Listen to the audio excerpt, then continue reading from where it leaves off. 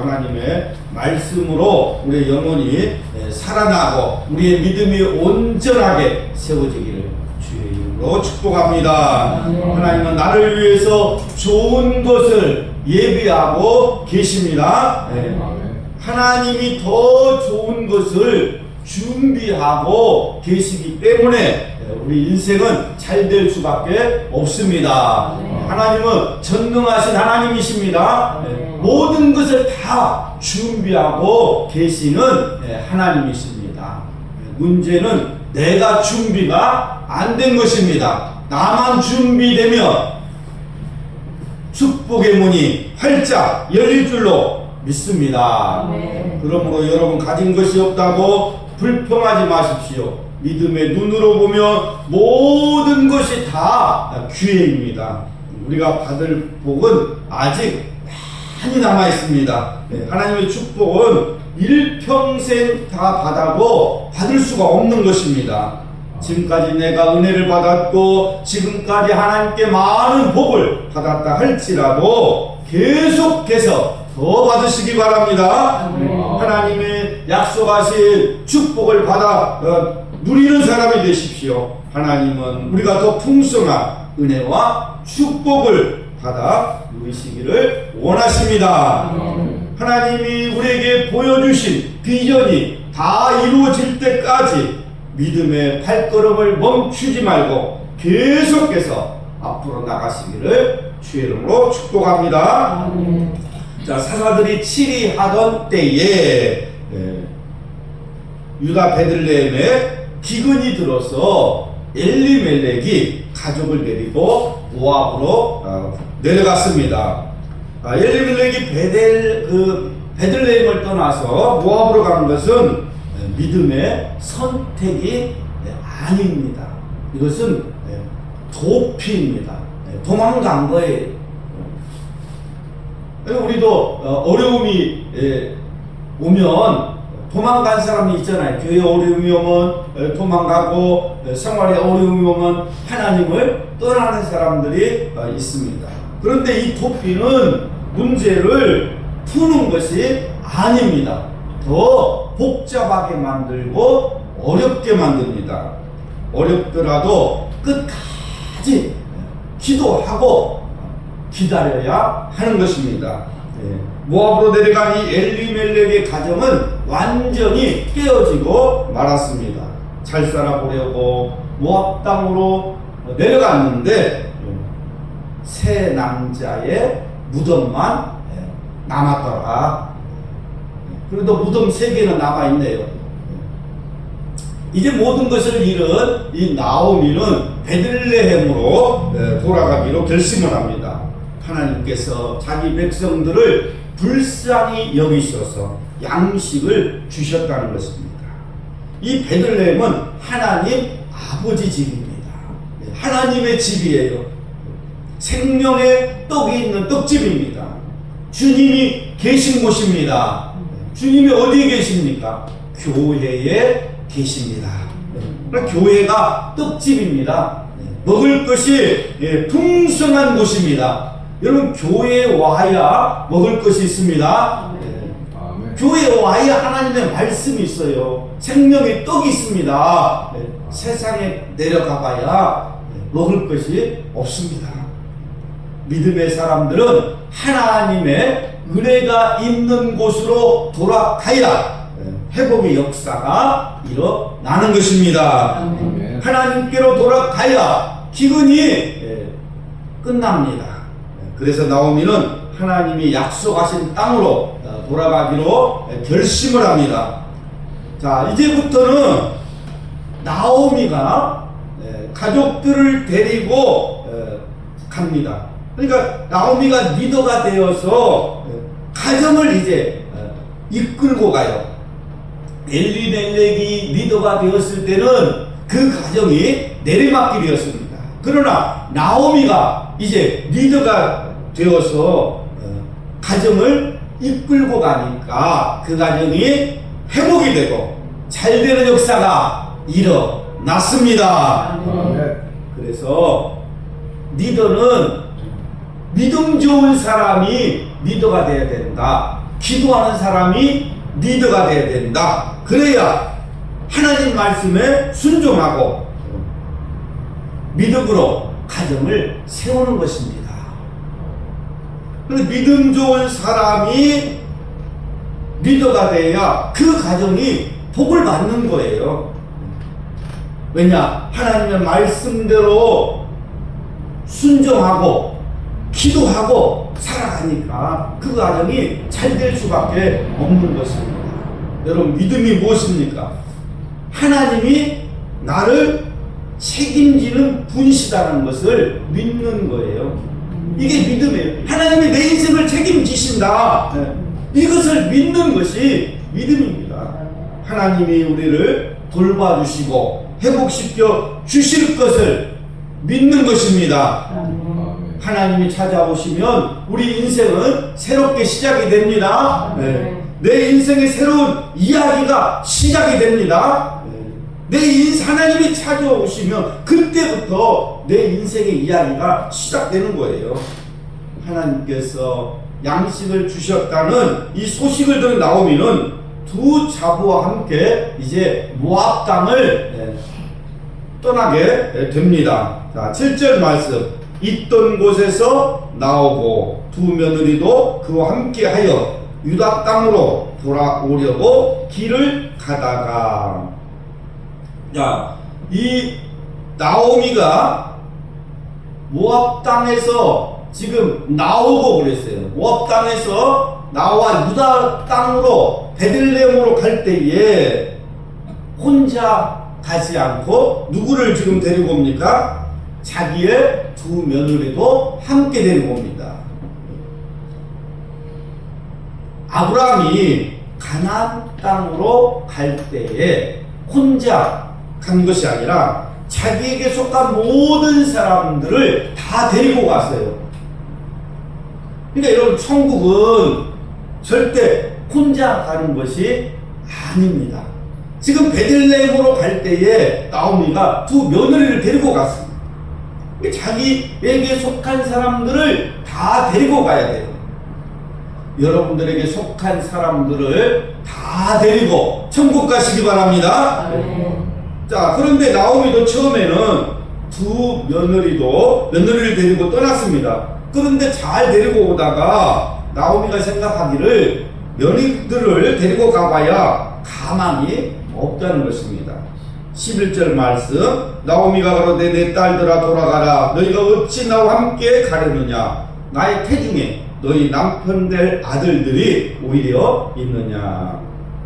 이 말이 무슨 말이냐면, 이스라엘 관습은 큰 아들이 결혼을 해서 죽으면 그 동생이 대를 물려받습니다. 그런데 아들 둘 다 지금 죽었으니까 물려줄 대가 끊긴 거예요. 그래서 나오미가 나는 늙었으니 무슨 소망이 있겠느냐, 자유롭게 내 백성들에게 돌아가라고 한 것입니다. 자, 그러자 이 오르바는 가만히 생각해 보니까 그 말씀이 맞는 것 같아요. 그래서 그는 그 백성과 그 신에게로 돌아갔습니다. 이것은 하나님에 대한 신앙을 포기한다는 뜻입니다. 자, 오르바는 그렇게 떠남으로써 성경에서 사라졌어요. 우리는 그 이후 오르바가 어떻게 살았는지 알 수 없습니다.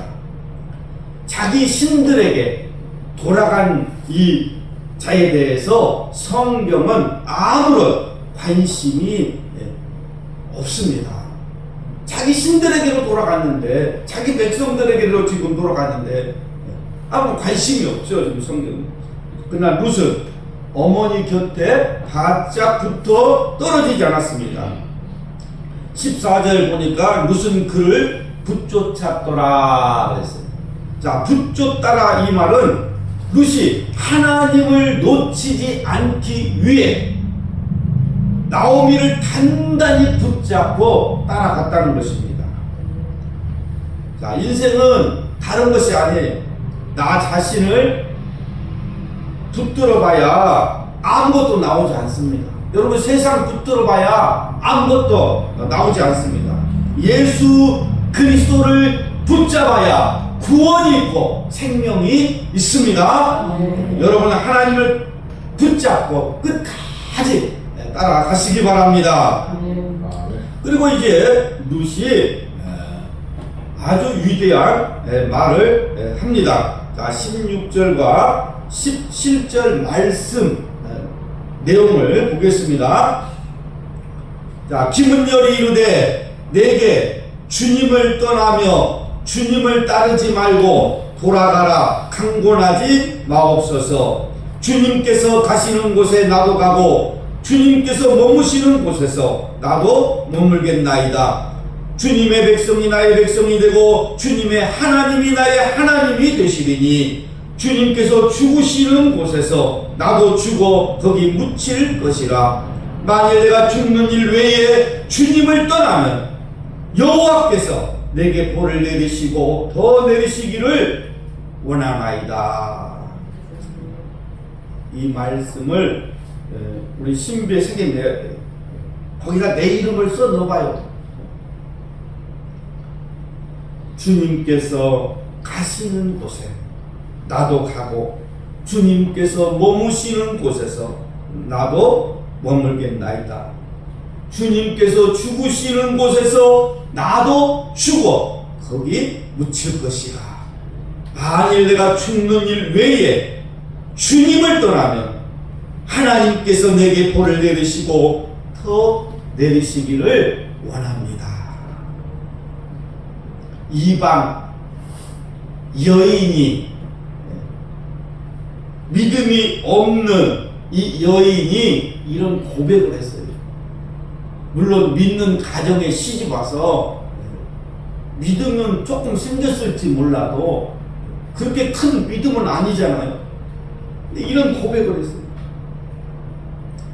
여리고성에 사는 이 기생 라합도 보면은 굉장히 하나님을 섬기는 그 사람들이 아니잖아요. 그런데 굉장한 믿음의 말을 합니다.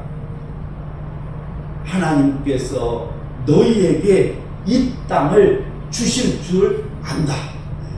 너희가 애굽에서 나와가지고 정말 홍해 물을 마르게 한 것과 또 아모리 사람과의 이 전쟁을 보고 우리의 간담이 녹았다. 너희의 하나님 여호와는 위로는 하늘에서도 아래로는 땅에서도 하나님이시다. 기생 라합이 이런 고백을 했어요. 너희의 하나님 여호와는 위로는 하늘에서도 아래로는 땅에서도 하나님이시다. 나는 우리의 자녀들이 이런 고백을 했으면 좋겠어. 우리의 자녀들이 하나님 여호와는 위로는 하늘에서도 아래로는 땅에서도 하나님이 있습니다. 하나님이 가시는 곳에 나도 가고 하나님이 머무시는 곳에 나도 머물겠습니다. 주님께서 죽으시는 곳에도 나도 죽어 거기 묻히겠습니다. 내가 죽는 일 외에 주님을 떠나면 하나님께서 내게 벌을 내리시고 더 내리시기를 원합니다. 우리의 자녀들이 이런 믿음의 고백을 하면 얼마나 좋겠어요.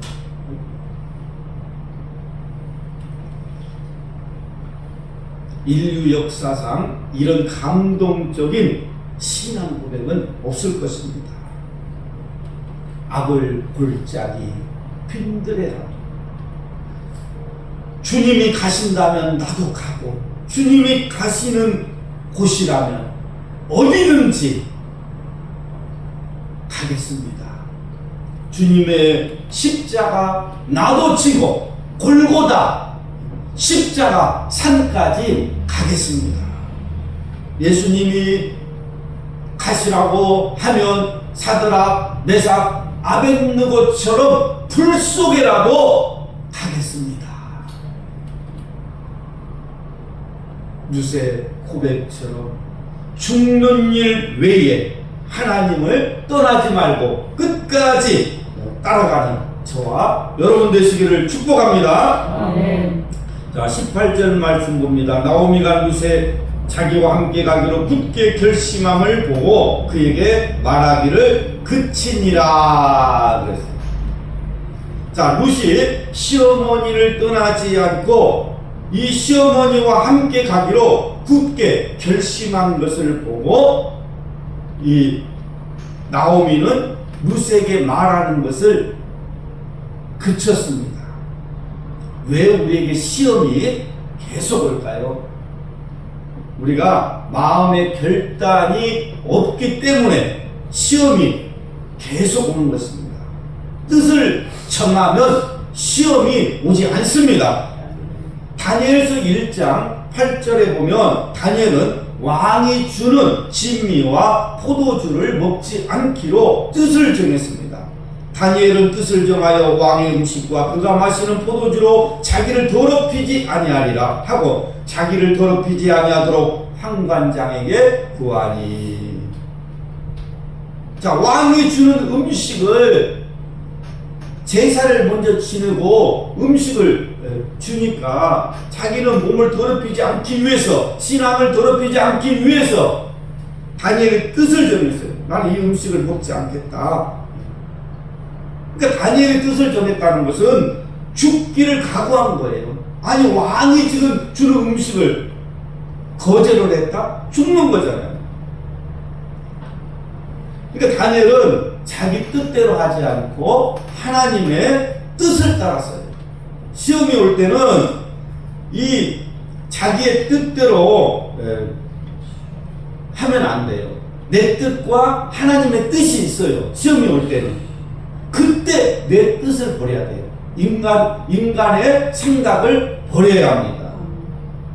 그러니까 믿음이라는 것은 뜻을 정하는 거예요. 위대한 하나님의 사람들을 보십시오. 다 뜻을 정했어요. 여호수아도 오직 나와 내 집은 여호와를 섬기겠노라. 뜻을 정했어요. 다윗도 내가 새벽을 깨우리라. 뜻을 정했어요. 그러니까 우리도 뜻을 정해야 돼요. 내가 뜻을 정하면 오직 여호와 하나님만 섬기기로 뜻을 정하면 그치니라. 시험이 끝납니다. 아멘. 근데 이럴까 저럴까 하니까 마귀가 계속 우리를 넘어뜨리려고 하는 거예요. 죽으면 죽으리라. 안희숙 선생님처럼 죽으면 죽으리라 뜻을 정하시기 바랍니다. 내가 죽어도 주의를 지키리라. 내가 믿음으로 살리라. 뜻을 정하십시오. 뜻을 정하고 결심해야 하나님이 은혜를 베풀어 주시고 마귀의 시험도 끝이 납니다.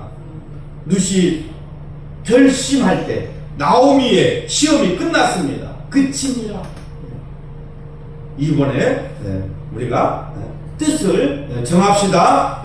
주님을 위해서 믿음으로 살겠다고 뜻을 정하면 하나님께서 길을 여시고 인도하실 줄로 믿습니다. 죽는 일 외에는 내가 주님을 떠나지 않겠습니다. 뜻을 정하면 하나님께서 내 인생을 책임져 주시고 인도하실 줄로 믿습니다. 주의 은혜가 날마다 함께 하시기를 축복합니다.